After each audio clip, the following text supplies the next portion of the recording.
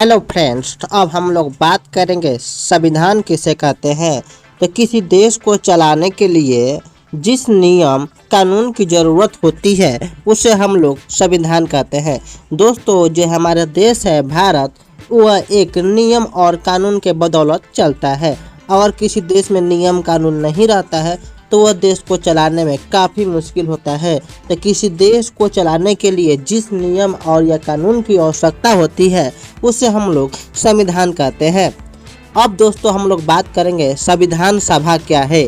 तो चुने गए प्रतिनिधियों की वह सभा जो संविधान लिखने का कार्य करती है उसे हम लोग संविधान करते हैं। जो भी दोस्तों हम लोग प्रतिनिधि को चुनते हैं, नेता को चुनते हैं, वो दोस्तों क्या करती है, संविधान लिखने का काम करती है। जो दोस्तों संविधान लिखने का काम करती है या संविधान लिखने में मदद करती है उसे संविधान सभा कहा जाता है। दोस्तों, अब हम लोग बात करेंगे संविधान सभा की बैठक 9 दिसंबर 1946 ईस्वी को हुआ था। मतलब कि जो संविधान सभा का पहली बैठक कब हुआ था, तो 9 दिसंबर 1946 ईस्वी में हुआ था। आप लोग इसको याद रखिएगा। भारत का संविधान लिखने वाली सभा में आपको 299 कुल सदस्य थे। भारत का जो संविधान लिखने में कितने सदस्यों ने भाग लिया था, तो 299 सदस्य थे। 26 नवंबर 1949 को भारत का संविधान बनकर तैयार हो गया था। दोस्तों, ये भी कभी कितनी बार ऑब्जेक्टिव पूछ चुका है कि भारत का संविधान जो है कब बनकर तैयार हो गया, तो आप लोग टिक आउट कीजिएगा 26 नवंबर 1949 को। अब हम लोग बात करेंगे भारत का संविधान 26 जनवरी 1950 को लागू हुआ था। वही पूछेगा भारत का संविधान कब लागू हुआ था, मतलब कि पूरे देश पर, तो 26 जनवरी 1950 को। इसलिए हम लोग 26 जनवरी मनाते हैं। संविधान को बनने में कितने वर्षों का समय लगा था, मतलब कि जो संविधान बना है उसको बनने में कितने वर्षों का समय लगा था, तो आपको बता दे 2 वर्ष 11 महीना 18 दिन का समय लगा था। 2 वर्ष 11 महीना 18 दिन का समय लगा था जो भारत का संविधान है इसको बनने में। अब हम लोग नेक्स्ट टॉपिक की ओर बढ़ते हैं। भारत का संविधान कैबिनेट मिशन योजना के आधार पर बनता है। 9 दिसंबर 1946 को भारत का संविधान बनना शुरू हो गया था। 15 अगस्त 1947 को हम लोगों को आज़ादी मिली और 26 नवंबर 1949 को भारत का संविधान जो है वो बनकर तैयार हो गया था। 26 जनवरी 1950 को हम लोगों का संविधान है जो लागू हुआ था।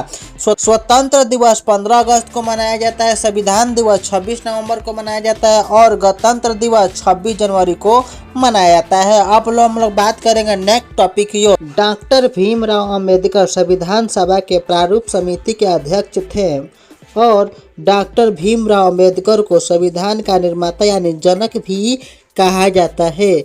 डॉक्टर सच्चिदानंद सिन्हा संविधान के अस्थायी सदस्य थे और डॉक्टर राजेंद्र प्रसाद संविधान सभा के अध्यक्ष थे। शासन वह तरीका है जिससे नियमों और मानदंडों और कार्यों के संचालित और कायम रहता है। शासन का मतलब होता है, जैसे मान लीजिए कोई नेता है, वो कौन कौन से नियम जनता के लिए बनाता है, और या कोई राजा है अपने लिए कैसा नियम बनाता है और जनता के लिए कैसे नियम बनाता है। तो शासन जो होते हैं ये कई प्रकार के होते हैं। वैसे तो शासन मुख्यतः 4 प्रकार को देखने को मिलता है। पहला है राजतंत्र शासन जिसमें राजा का बेटा राजा बनता है। दूसरा है लोकतंत्र शासन जिसमें लोगों द्वारा सरकार को चुना जाता है। तीसरा है तानाशाही शासन जिसमें लाठी और बंदूक के द्वारा सरकार को चलाया जाता है। और चौथा है सैनिक शासन जिसमें सेना सरकार पर अपना अधिकार जमा लेती है। चलिए हम लोग बारीकी से एक एक करके बारे में जानते हैं। अब हम लोग बात करेंगे राजतंत्र शासन क्या है। वैसा शासन जिसमें राजा के बेटा राजा बनता है, जो राजा का पद होता है वंशागत होता है, मतलब कि उसका बेटा उसके पद पर बैठेगा। वैसा शासन जिसमें राजा के बेटा राजा बनता है उसे हम लोग राजतंत्र कहते हैं। जैसे सऊदी अरब में अभी राजतंत्र चलता है। अब हम लोग बात करेंगे लोकतंत्र शासन। वैसा शासन जिसमें सरकार जनता के द्वारा चुना जाता है और जनता के लिए सरकार काम करती है उसे हम लोग लोकतंत्र शासन कहते हैं।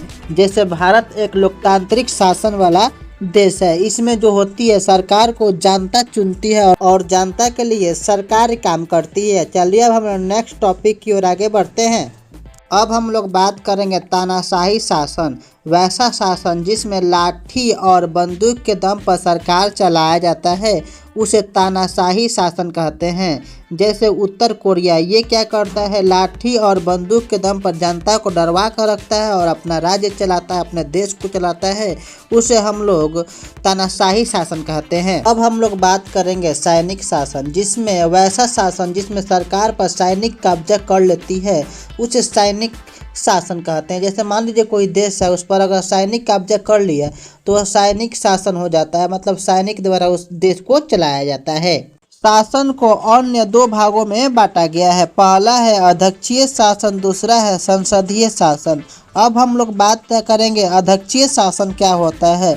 वैसा देश जहाँ राष्ट्रपति देश का प्रमुख होता है उसे अध्यक्षीय शासन वाला देश कहते हैं। जैसे अमेरिका में क्या होता है दोस्तों, केवल राष्ट्रपति होता है और वो देश को चलाता है। संसदीय शासन क्या है, वैसा देश जहां प्रधानमंत्री देश का प्रमुख होता है यानी हेड होता है उसे संसदीय शासन वाला देश कहते हैं। जैसे भारत में क्या होता है दोस्तों, प्रधानमंत्री होता है। वही अमेरिका में क्या होता है, राष्ट्रपति होता है। जो राष्ट्रपति देश को चलाता है उसे अध्यक्षीय शासन कहते हैं, जो प्रधानमंत्री देश को चलाता है उसे संसदीय शासन कहते हैं। अब हम लोग बात करेंगे शासन को दो अन्य भागों में बांटा गया है। पहला है संघात्मक शासन और दूसरा है एकात्मक शासन। संघात्मक शासन वैसा देश जहां केंद्र और राज्य सरकार काम करती है उसे संघात्मक शासन वाला देश कहते हैं। जैसे उदाहरण हो गया भारत। और हम भारत की बात करते हैं, यहाँ पर क्या होती है, राज्य को चलाने वाले राज्य सरकार होती है और देश को, यानी भारत देश है, उसको चलाने वाली केंद्र सरकार होती है। मतलब कि राज्य सरकार और केंद्र सरकार जब दोनों मिलकर काम करती है तब उसे हम लोग संघात्मक शासन वाला देश कहते हैं। जैसे मान लीजिए भारत है। एकात्मक शासन किसे कहते हैं, वैसा देश जहां सिर्फ केंद्र सरकार काम करती है उसे एकात्मक शासन वाला देश कहते हैं। जैसे इंग्लैंड एकात्मक शासन वाला देश होता है जहां पर सिर्फ केंद्र सरकार ही पूरे देश को चलाती है। दोस्तों आज इतना ही रहने देते हैं, तब तक मिलते हैं नेक्स्ट वीडियो में। और वीडियो आपको अच्छा लगा तो प्लीज़ चैनल को सब्सक्राइब कीजिएगा और वीडियो को ज़्यादा से ज़्यादा शेयर कीजिएगा। तब तक मिलते हैं नेक्स्ट वीडियो में, तब तक के लिए टाटा बाय बाय।